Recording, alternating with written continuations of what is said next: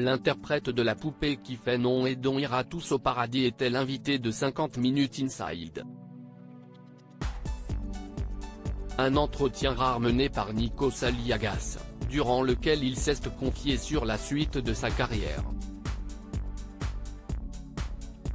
Si est en 1966 que Michel Polnareff connaît un succès retentissant qui ne se démentira pas durant la décennie suivante.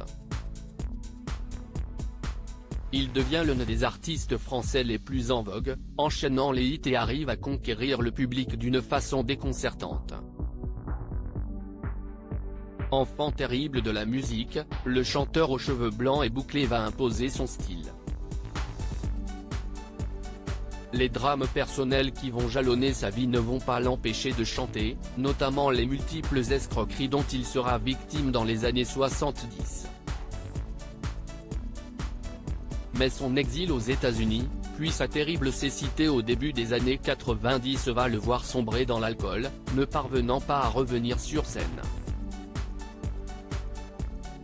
On peut appeler ça de la latence. Michel Polnareff parle de ses longues absences musicales. Il faudra attendre 2007 avant qu'il ne décide enfin à revenir sur scène pour une grande série de concerts à Paris-Bercy où plus de 40 000 spectateurs seront présents pour l'applaudir, le tout, aidé par un nouveau single, une première depuis de nombreuses années. Durant ces moments d'absence, où il s'est notamment exilé aux États-Unis, Michel Polnareff s'est fait discret, cultivant le secret autour de son état de santé ou sa vie personnelle. On le voit rarement à la télévision, si bien que sa présence pour un grand entretien dans 50 Minutes Inside ce samedi 20 mai fait l'objet de toutes les attentes. Face à Nikos, qui l'interroge sur une éventuelle fin de carrière, l'artiste balaye cette possibilité. Si est non négociable, si vous voulez, j'ai des grands moments de. On peut appeler ça de la latence, on peut appeler ça tout d'un coup d'une disparition. Mais si est toujours momentané. Moi, ce que j'aime, si est disparaître pour revenir encore plus fort.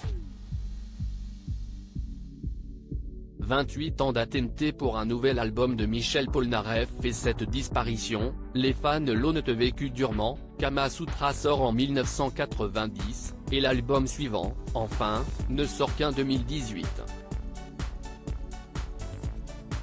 Une attente longue de 28 ans pour des titres inédits. L'an dernier, il lance également Polnareff chante Polnareff, dans lequel il réinterprète ses plus grands titres mais en piano-voix, offrant à ses fans un moment intime. À lire aussi J'ai pardonné, Michel Polnareff ex-enfant battu, ses confidences dans 50 Minutes Inside.